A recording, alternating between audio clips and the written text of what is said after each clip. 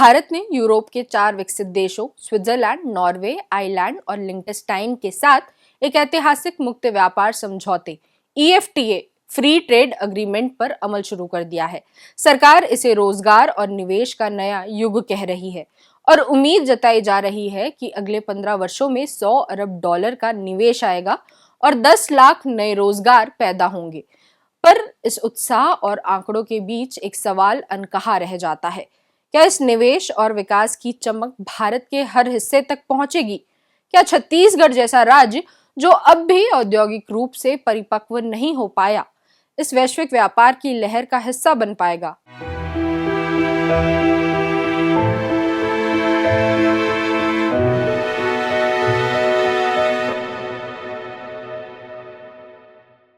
जरूरी बात में आपका स्वागत है। छत्तीसगढ़ को अलग राज्य बने 25 साल हो गए हैं, लेकिन आज जब देश के बड़े महानगर अंतर्राष्ट्रीय बाजार से जुड़ने की तैयारी कर रहे हैं, तब छत्तीसगढ़ के अधिकांश जिले अब भी बुनियादी ढांचे, तकनीकी शिक्षा और निवेश माहौल के अभाव से जूझ रहे हैं। ये राज्य संसाधनों में समृद्ध हैं, लेकिन तैयारियों में गरीब। और यही कारण है कि हर बड़े आर्थिक समझौते की तरह ये मुक्त व्यापार संधि भी राज्य के लिए केवल समाचार बनकर रह जाएगी, अवसर नहीं। केंद्र सरकार का दावा है कि यूरोप से आने वाले निवेश भारत के विनिर्माण क्षेत्र, स्वास्थ्य, स्वच्छ ऊर्जा और उच्च तकनीक उद्योगों को गति मिलेगी। पर छत्तीसगढ़ की औद्योगिक संरचना अब भी खनिज, इस्पात और सीमेंट पर टिकी है। ऐसे क्षेत्र जो तकनीकी रूप से यूरोपीय निवेशकों की प्राथमिकता में नहीं है। यूरोप के निवेशक अब हरित उद्योगों, स्मार्ट विनिर्माण, बायोटेक और नवीकरणीय ऊर्जा में निवेश करना चाहते हैं। छत्तीसगढ़ के पास इन क्षेत्रों में न तो प्रशिक्षित जनशक्ति है, न ही पर्याप्त शोध संस्थान या तकनीकी आधारभूत ढांचा। राज्य में उद्योग नीति भले निवेश आकर्षण की बात करती हो, लेकिन जमीनी हकीकत यह है कि यहाँ आज भी बिजली, सड़क और इंटरनेट जैसी बुनियादी जरूरतें निवेशकों के लिए चुनौती बनी हुई है। भिलाई, रायगढ़ और कोरबा जैसे औद्योगिक जिले दशकों से उत्पादन केंद्र है, पर वे भी तकनीकी रूप से पुराने ढांचे पर टिके हैं। स्टील प्लांट और खनन परियोजनाओं से आगे राज्य की औद्योगिक कल्पना नहीं बढ़ पाई। यहाँ अनुसंधान और विकास का वातावरण लगभग अनुपस्थित है।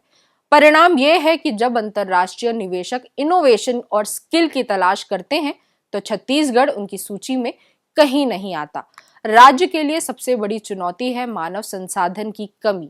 छत्तीसगढ़ के युवाओं में रोजगार की चाह है, लेकिन कौशल का अभाव।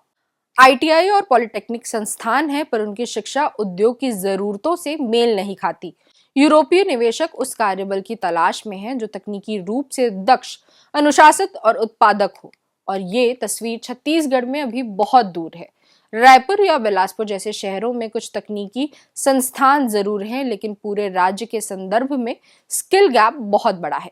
कृषि के क्षेत्र में भी ये स्थिति कुछ अलग नहीं है। ये सही है कि छत्तीसगढ़ के पास जैविक खेती की अपार संभावना है। राज्य के किसान पारंपरिक बीजों और जैविक विधियों से फसल उगाते हैं, लेकिन इन उत्पादों को यूरोपीय बाजार तक पहुंचाने के लिए जिन सर्टिफिकेशन, क्वालिटी टेस्टिंग और पैकेजिंग सुविधाओं की जरूरत है, वे यहाँ लगभग नहीं के बराबर है। यूरोपीय बाजार में प्रवेश के लिए ट्रेसेबिलिटी, फूड सेफ्टी और ऑर्गेनिक सर्टिफिकेशन अनिवार्य है, पर छत्तीसगढ़ के किसानों को अभी ये भी नहीं मालूम कि इनकी प्रक्रिया कहाँ से शुरू होती है। राज्य के कई जिलों में उत्पाद तो हैं, बस्तर का तसर, कांसे की कला, बांस शिल्प, कोदो कुटकी, जैविक चावल, लेकिन उन्हें जोड़ने वाला विपणन और निर्यात तंत्र नहीं है। हर बार जब केंद्र कोई नया आर्थिक समझौता करता है, तो कहा जाता है कि ग्रामीण और जनजातीय उत्पादों को वैश्विक बाजार मिलेगा, लेकिन ये वाक्य छत्तीसगढ़ जैसे राज्यों में हर बार हवा में गुम हो जाता है। कारण वही है, न बुनियादी ढांचा, न नीति निर्देशन, न प्रशिक्षण। छत्तीसगढ़ की पिछली सरकार ने गोधन न्याय योजना, छत्तीसगढ़ हर्बल और रूरल इंडस्ट्रियल पार्क जैसी योजनाएं जरूर शुरू की, लेकिन नई सरकार ने उसे बंद कर दिया। यूरोपीय निवेशक केवल कच्चा माल नहीं, बल्कि मूल संवर्धित उत्पादों में रुचि रखते हैं, पर छत्तीसगढ़ में मूल्य संवर्धन यानी वैल्यू एडिशन उद्योग नगण्य है।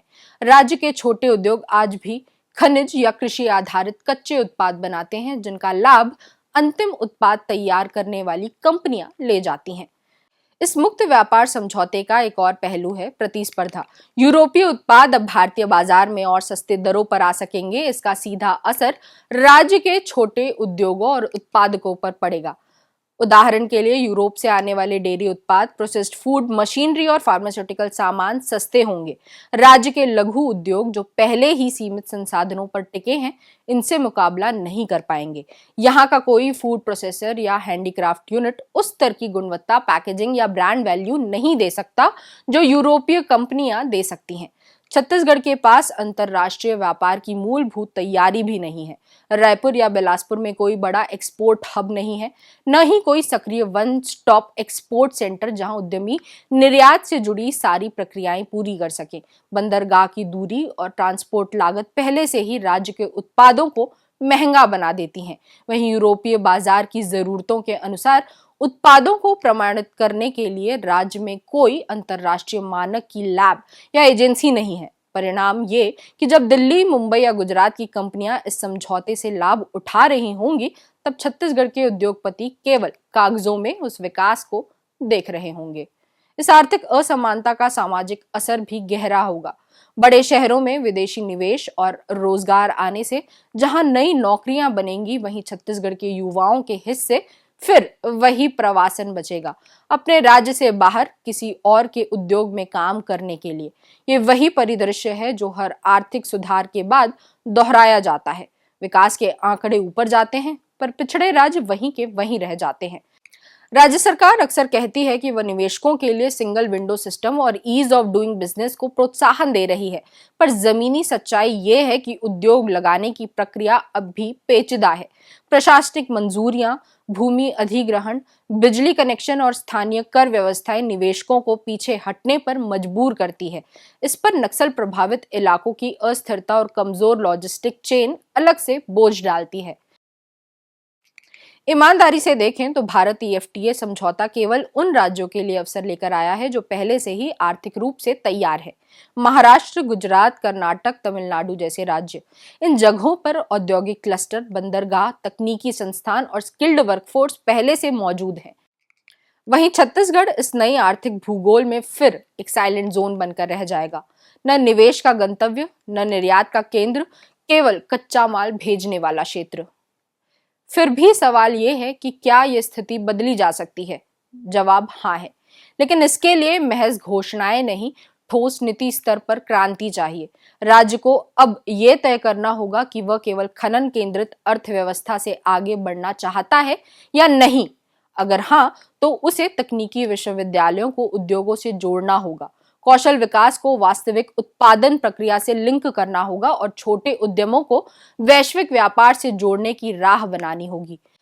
ये मुक्त व्यापार समझौता भारत के लिए आर्थिक युग का नया अध्याय कहा जा रहा है, पर छत्तीसगढ़ जैसे राज्यों के लिए ये सिर्फ याद दिलाने वाला आईना है कि विकास की दौड़ में केवल संसाधन पर्याप्त नहीं होते, तैयारी जरूरी होती है, और छत्तीसगढ़ अभी भी उस तैयारी के शुरुआती पन्ने पर अटका हुआ है।